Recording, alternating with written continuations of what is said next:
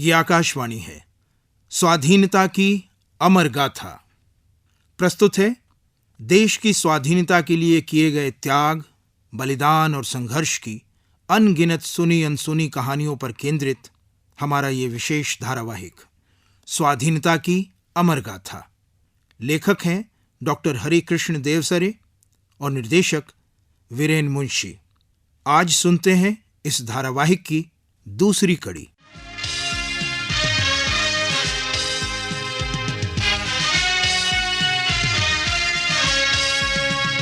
मातृभूमि की बलिवेदी पर हंसते हंसते, मातृभूमि की बलिवेदी पर हंसते हंसते चढ़ा गए जो शीश वीर बलिदानी, चढ़ा गए जो शीश वीर बलिदानी। छाती पर लिख गए वो ही काल की आजादी की अमर कहानी, आजादी की अमर कहानी। 10 अप्रैल 1756 ईस्वी बंगाल के शासक अली वर्दी खां की मृत्यु हो गई। तब सिराजुद्दौला अपने नाना की गद्दी पर बैठा।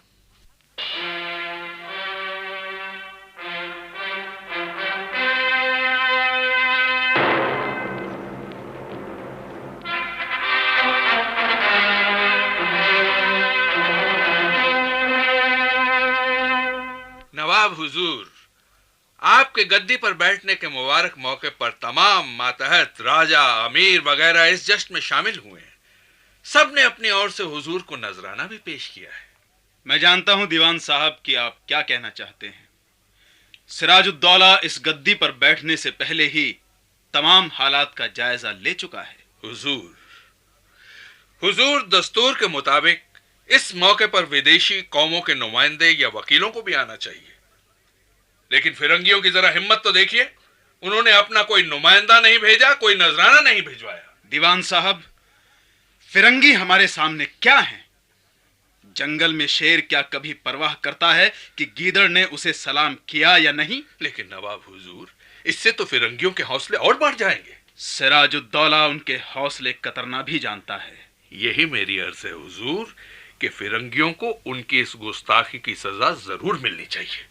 मिलेगी, जरूर मिलेगी दीवान साहब, लेकिन वक्त आने पर हम अपनी तरफ से कोई पहल नहीं करेंगे।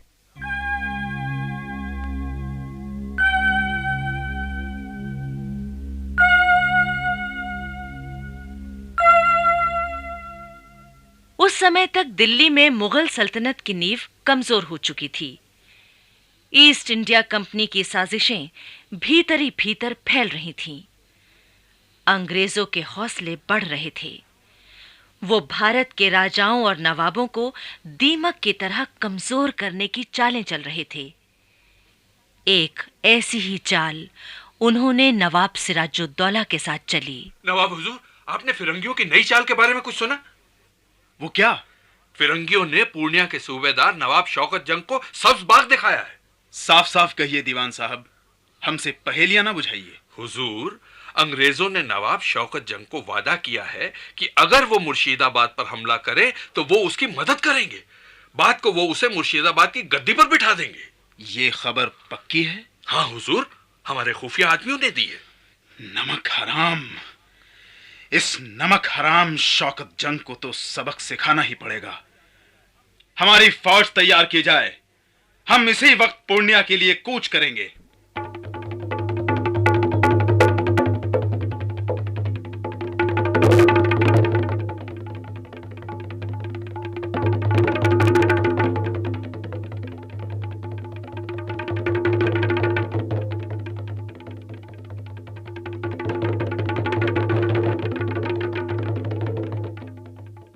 हुजूर, हुजूर, हुजूर, मैं बेगुनाह हूं हुजूर।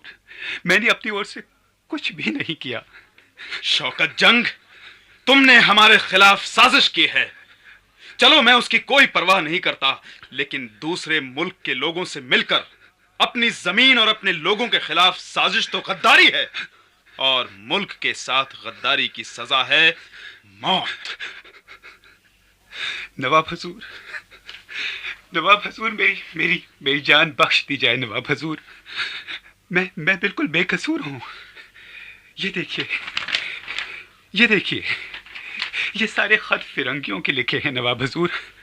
वो ही मुझे इस गुनाह के लिए मजबूर कर रहे थे, पर मैंने ऐसा कुछ नहीं किया नवाब हजूर, कुछ नहीं किया। तो ये वो खत हैं दीवान साहब। हुजूर। इन खतों को संभाल कर रखिएगा। जी हुजूर। शौकत जंग, सिराजुद्दौला अगर इंतकाम लेना जानता है तो उसका दिल उतना ही नरम भी है। जाओ, हमने तुम्हारा गुनाह माफ किया। हुजूर, हुजूर, मेरी तरफ से ये 1,00,000 अशरफियों का नजराना हुजूर के कदमों पे पेश है। दीवान साहब जी। इन्हें खजाने में भिजवा दीजिए। बेहतर। और हां, आज एक हुक्म जारी कीजिए और उसकी नकल फ्रांसीसियों और फिरंगियों को भिजवा दीजिए। क्या हुक्म है हुजूर? देखिए दीवान साहब, अंग्रेजों के ये खत इस बात का सबूत हैं कि वो हमारे कितने खिलाफ हैं। हम चाहें तो उन्हें इसका अच्छा सिला दे सकते हैं, लेकिन अभी हम अपनी तरफ से ऐसा कोई कदम नहीं उठाना चाहते कि खून खराबा हो। ठीक है हुजूर। फिलहाल आप हुक्म जारी कर दें कि फ्रांसीसी और अंग्रेज ना तो कोई नया किला बनाएं और ना किसी पुराने किले की मरम्मत करें। जो हुक्म हुजूर। ये फरमान अभी जारी हो जाएगा।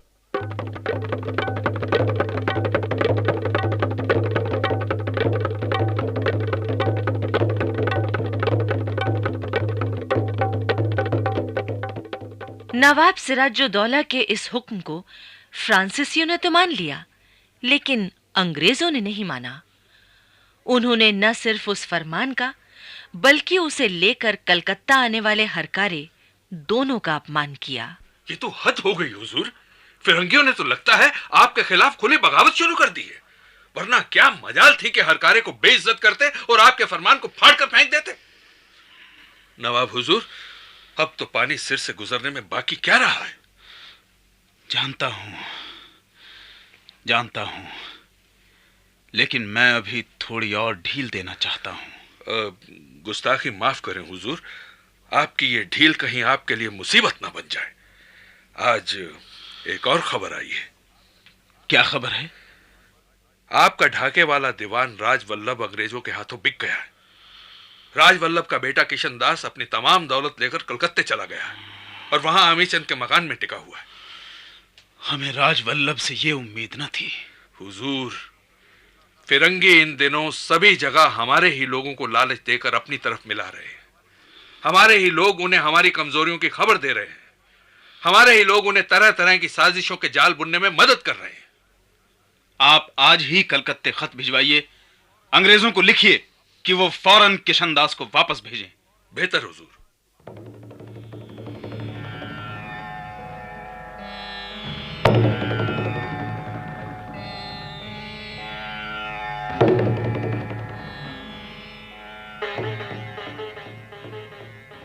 लेकिन अंग्रेजों ने सिराजुद्दौला के इस खत की भी कोई परवाह न की और किशनदास को कलकत्ते से वापस नहीं भेजा।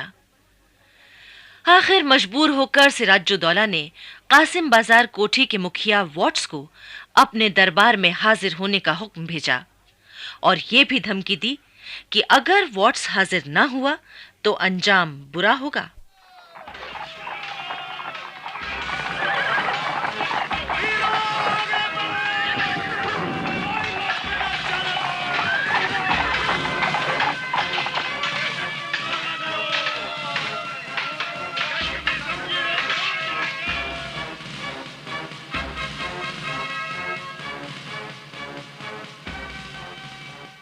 चौबीस मई 1756 कासिम बाजार की कोठी घेर लेने के लिए सिराजुद्दौला ने अपनी सेना भेजी। अंग्रेजों के लिए सिराजुद्दौला की सेना का मुकाबला करना मुश्किल हो गया। अंग्रेजों के मुखिया वॉट्स ने हार मान ली। कोठी सिराजुद्दौला की सेना के सुपुर्द कर दी। वॉट्स और दूसरे अंग्रेज बागियों को गिरफ्तार करके सिराजुद्दौला के सामने पेश किया गया। जनाब वॉट्स, तुमने जो सुलूक किया है उसकी तुम्हें जितनी सजा दी जाए कम होगी। हमें तुमसे ऐसी उम्मीद न थी, लेकिन तुम हमारी जमीन पर तिजारत करने आए हो, और हिंदुस्तान की तहजीब और रवायात ये नहीं रही हैं कि हम परदेशियों से बदसलूकी करें, वरना हमारे सिपाही चाहते तो तुम सबको मौत के घाट उतार सकते थे। हमारे सिपाहियों ने तुम्हारी कोठी पर कब्जा करके भी वहां रखे तिजारती माल को हाथ नहीं लगाया, सिर्फ तुम्हारे हथियार और गोला बारूद जब्त किए हैं। बोलो, तुम्हें क्या सजा दें? हमारा गुनाह माफ कर दिया जाए, हमारी जान बख्शी जाए। तुम्हारी जान तो हम पहले ही बख्श चुके हैं। देखो वाट्स, हम अभी भी तुम्हारे साथ रहमदिली से पेश आ रहे हैं। अगर तुम लोग अमन के साथ रहना चाहते हो तो खुशी से रहो। फिलहाल हम तुम्हारे तिजारत करने के इख्तियारात खत्म कर रहे हैं। दीवान साहब, हुजूर। जाइए, इन लोगों को बाइज्जत किले के बाहर छोड़ आइए। आइए वार्ड साहब।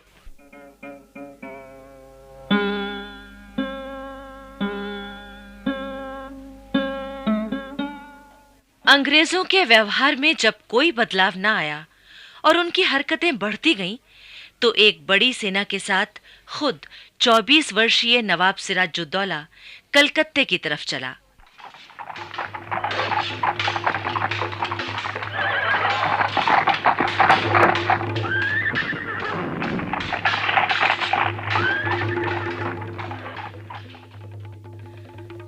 जून 1756 को सिराजुद्दौला कलकत्ते पहुंचा। 2 दिन छोटी मोटी लड़ाइयां हुई और आखिर 20 जून 1756 को सिराजुद्दौला की सेना ने अंग्रेजों की कोठी जीत ली। कोठी के तमाम अंग्रेज कैद कर लिए गए।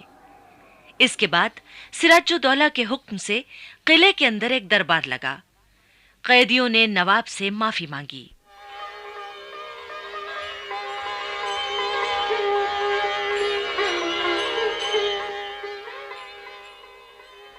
कलकत्ते के बहुत से अंग्रेज सिराजुद्दौला की सेना के आते ही जहाजों में बैठकर भाग गए थे। जो रह गए थे, उन्होंने नवाब से प्रार्थना की कि उन्हें बंगाल छोड़कर अपने साथियों के पास मद्रास जाने की इजाजत दी जाए। इस तरह कंपनी के अंग्रेज व्यापारी 1756 में बंगाल से निकाल बाहर किए गए।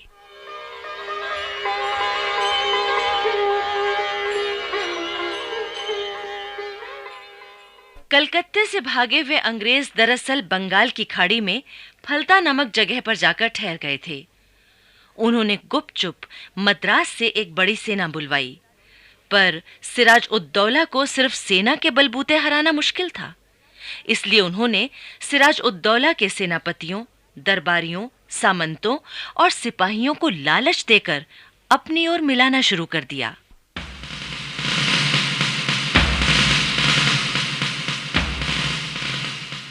अक्टूबर 1756 में मद्रास से 800 अंग्रेज और 1300 हिंदुस्तानी सिपाहियों की एक सेना मद्रास से कलकत्ता के लिए रवाना हुई।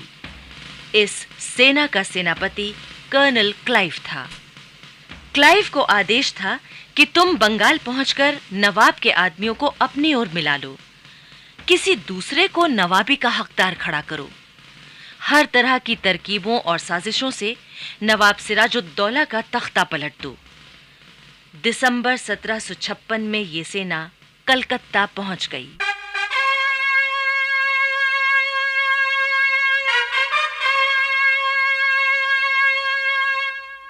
नवाब हुजूर, गजब हो गया नवाब हुजूर। एक और गद्दार ने बंगाल में अंग्रेजों के पैर फिर से जमाने में मदद कर दी। आप कहीं मानिक चंद की बात तो नहीं कर रहे? हाँ हुजूर, अंग्रेजों की एक बड़ी फौज ने पहले बजबज के किले पर कब्जा किया और फिर कलकत्ते पर। उस गद्दार मानिक चंद ने यह खत भेजा है कि अंग्रेजों की फौज इतनी बड़ी है कि मैं मुकाबला नहीं कर सकता, जबकि मेरी खुफिया खबर यह है कि मानिक चंद फिरंगियों से मिल गया है हुजूर, और उसने जानबूझकर अंग्रेजों के लिए ये रास्ता साफ किया है। ये भनक तो मुझे भी है कि मेरे ही कुछ लोग अंग्रेजों के वफादार बन गए हैं। खैर, अब एक बार फिर मुझे एक बड़ी फौज लेकर कलकत्ता चलना होगा। ठीक है हुजूर, लेकिन हुजूर एक बात मैं अर्ज करना चाहता हूं। अंग्रेजों की हरकतों से साफ जाहिर है कि अब वो यकीन करने लायक नहीं है। ये तो मुझे भी महसूस होने लगा है। इसीलिए कलकत्ते चलकर एक बार फिर अंग्रेजों को सबक सिखाना पड़ेगा।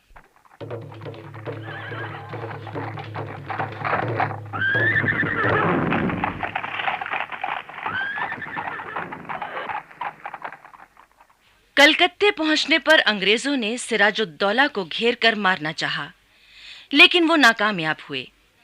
लेकिन इस बीच सिराजुद्दौला को पता चल चुका था कि उसके कई सेनापति, मंत्री वगैरह अंग्रेजों से मिले हुए हैं। ऐसी हालत में अंग्रेजों के दबाव डालने पर आखिर सिराजुद्दौला ने संधि कर ली। सिराजुद्दौला वापस मुर्शिदाबाद आ गया। अब क्लाइव और वॉटसन नामक 2 अफसर सिराजुद्दौला के खिलाफ षड्यंत्र रचने में पूरी तरह लग गए। उन्होंने सिराजुद्दौला को तरह तरह से परेशान करना शुरू किया। संधि की शर्तों से अंग्रेजों को बहुत से अधिकार मिल गए थे। इन्हीं दिनों क्लाइव का एक खत सिराजुद्दौला के पास आया। नवाब हुजूर, कर्नल क्लाइव ने कलकत्ते से आपके नाम खत भेजा है। पढ़कर सुनाइए, अब क्या चाहता है? वो लिखता है, मैं आपको साफ साफ लिख देना ठीक समझता हूं कि अगर आप वास्तव में देश में शांति रखना चाहते हैं और अपनी प्रजा को मुसीबतों और बर्बादी से बचाना चाहते हैं तो 10 दिन के अंदर संधि की सारी शर्तें पूरी कर दें, ताकि मुझे शिकायत का जरा भी मौका न मिले। नहीं तो याद रहे, नतीजों के लिए आप जिम्मेदार होंगे।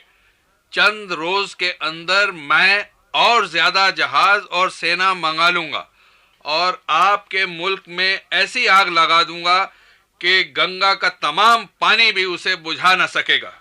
ओह, तो अब ये लोग इस नीच हरकत पर उतर आए कि हमें धमकी देने लगे हैं। दरअसल हुजूर, उनके हौसले बुलंद हैं। वजह हमारे ही लोग हैं जो लालच में आकर अपने मुल्क से गद्दारी कर रहे हैं। यही तो बात है दीवान साहब। इस वक्त हमारे लिए यही तय कर पाना मुश्किल है कि कौन हमारा दोस्त है, कौन दुश्मन। जिन फिरंगियों के साथ मैं इतनी रहमदिली और दरियादिली से पेश आया, वो ऐसा खत मुझे लिखेंगे, इसकी मुझे उम्मीद न थी। खैर, जब अपने ही लोग दगाबाज निकलें तो दूसरों को क्या दोष दें।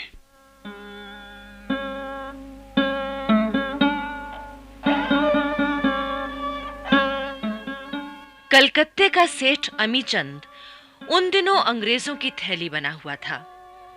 जिन भारतीय देशद्रोहियों ने सिराजुद्दौला के खिलाफ साजिश में अंग्रेजों का साथ दिया, उनमें खास थे राजा मानिकचंद, राजा राजवल्लभ, राजा दुर्लभ राम, मीर जाफर और 2 सेठ। मीर जाफर सिराजुद्दौला के नाना अली वर्दी खां का बहनोई था, इसलिए अंग्रेजों ने उसे नवाब बनाने का वादा किया और मीर जाफर ने अंग्रेजों का साथ दिया।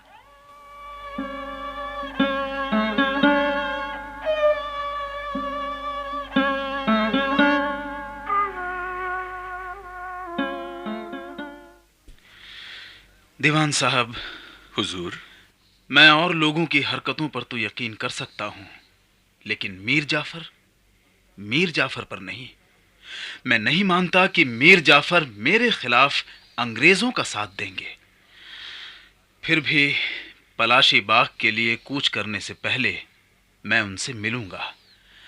आखिर वो मेरी फौज के सिपह सालार भी तो हैं। बेहतर हुजूर।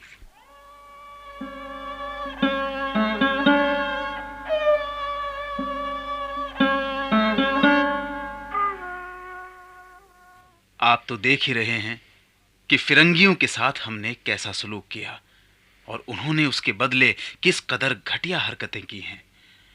अब फैसले की घड़ी आ गई है। हाँ, लेकिन फिक्र की कोई बात नहीं है, जीत हमारी होगी। मुझे भनक मिली है कि कुछ लोग ऐन वक्त पर धोखा दे सकते हैं। सिराज, मेरी तरफ देखो। मैं कसम खाता हूं कि तुम्हारे साथ दगा नहीं करूंगा। आपसे मुझे यही उम्मीद थी।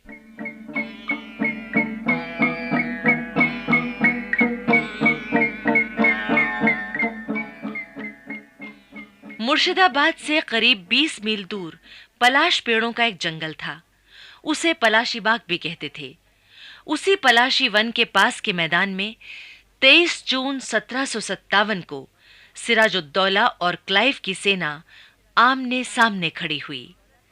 सिराजुद्दौला की सेना में प्रधान सेनापति मीर जाफर के अलावा 3 और सेनापति थे, यार लुत्फ खां, राजा दुर्लभ राम और मीर मुमउद्दीन, जिसे मीर मदन भी कहते थे।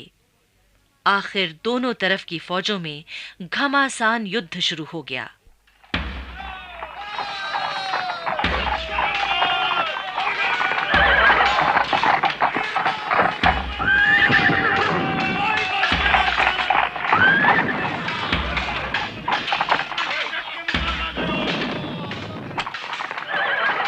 सिराजुद्दौला के एक वफादार मोहनलाल ने मीर जाफर और सेनापतियों का रुख कुछ बदला बदला हुआ देखा। उसने ये खबर सिराजुद्दौला को दी। रात को सिराजुद्दौला मीर जाफर के पास आया। मीर जाफर, मैं अपनी पगड़ी तुम्हारे कदमों में डाल रहा हूं। इसकी लाज तुम्हारे हाथों में है। अरे अरे ये क्या कर रहे हैं आप नवाब हुजूर? आइए आइए, गले लग जाइए। मैं एक बार फिर अपनी वफादारी की कसम खाता हूं और ये पगड़ी अपने हाथ में लो। इस तरह मुझे शर्मिंदा मत करो।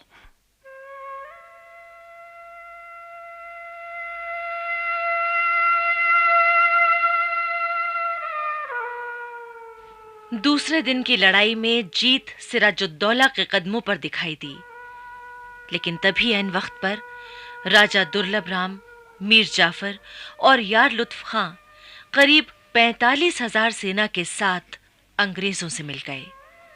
सिर्फ मीर मदन अपने 12,000 सैनिकों के साथ विश्वासघातकों की कोशिशों को नाकाम करता रहा। लेकिन जब मीर मदन मारा गया तो सिराजुद्दौला की रही सही हिम्मत भी टूट गई। उसका दिल टूट गया और वो हाथी पर सवार होकर मुर्शिदाबाद चला गया।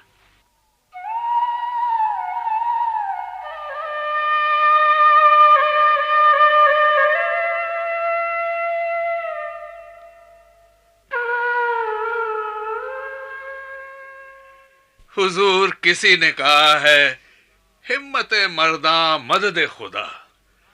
अगर इंसान हिम्मत ना हारे तो खुदा उसकी मदद करता है। दीवान साहब, मैं दौलत को पानी की तरह बहाकर भी फौज खड़ी करने को तैयार हूं, लेकिन मेरी किस्मत साथ नहीं दे रही। प्लासी की हार की खबर चारों तरफ बिजली की तरह फैल चुकी है और कोई मेरा साथ देने को तैयार नहीं है। जब अपनों ने ही दगा किया तो मैं किससे मदद की उम्मीद करूं? सही फरमाते हैं हुजूर। मैं बूढ़ा हो चुका हूं और जिंदगी में मैंने यही देखा है कि डूबते सूरज को कोई सलाम नहीं करता। कुछ लोग सलाह देकर गए हैं कि मैं फिरंगियों से सुलह कर लूं। शायद उन्हें यह नहीं मालूम कि मैदान जंग में शिकस्त के बाद दुश्मन से सुलह का मतलब है उसका गुलाम बनना। मैं मर जाना बेहतर समझता हूं, लेकिन गुलाम नहीं बनूंगा।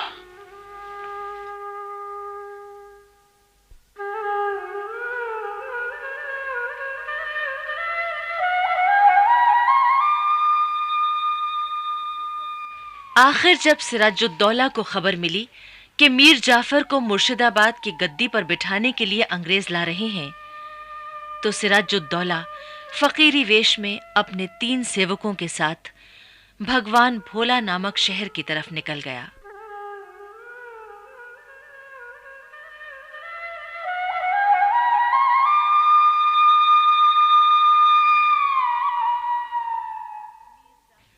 मीर जाफर को 29 जून 1757 को मुर्शिदाबाद की गद्दी पर बिठाने की रस्म पूरी की गई।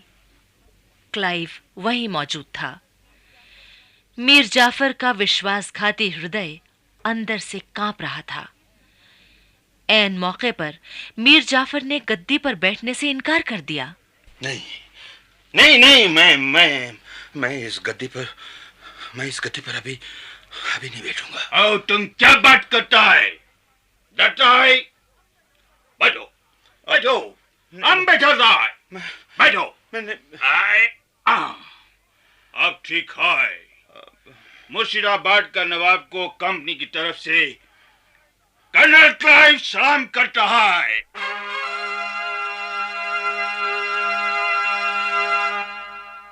मुर्शिदाबाद में खजाना लबालब भरा था। कंपनी और उसके मददगारों ने अपनी जेबें भरनी शुरू कर दी, लेकिन अंग्रेजों ने सबसे पहले अमीचंद की हत्या कर दी, जिससे दूसरे वफादारों को सबक मिले। उधर कुछ ही दिनों में सिराजुद्दौला को राजमहल नामक स्थान पर पकड़ लिया गया। उसे मुर्शिदाबाद लाया गया। अंग्रेजों ने उसके साथ बड़ा बुरा व्यवहार किया। मीर जाफर चाहता था कि सिराजुद्दौला को नजरबंद रखा जाए, लेकिन उसी रात अंग्रेजों ने उसका कत्ल करा दिया।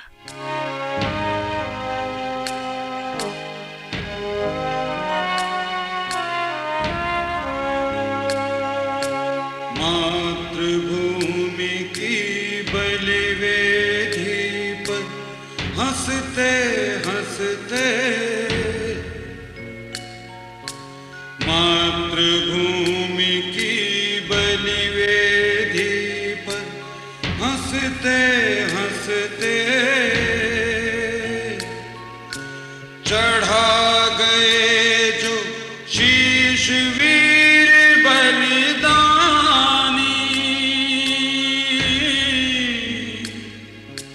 चढ़ा गए जो शीश। अगले दिन सिराजुद्दौला का कटा हुआ सर हाथी पर रखकर मुर्शिदाबाद की गलियों में घुमाया गया। पर लिख गए वो ही काल की आजादी की अमर कहानी,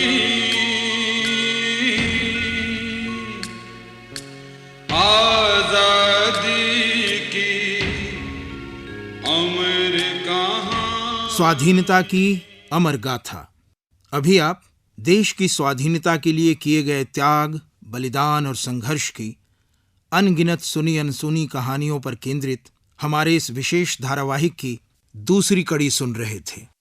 लेखक थे डॉक्टर हरिकृष्ण देवसरे और निर्देशक थे वीरेन मुंशी। नाटक में भाग लेने वाले कलाकार थे बनवारी तनेजा, एस.एम. जहीर, सुभाष गुप्ता, जाकिर हुसैन, योगेंद्र टिक्कू, इंद्रजीत, प्रवीण शर्मा और सुचित्रा गुप्ता।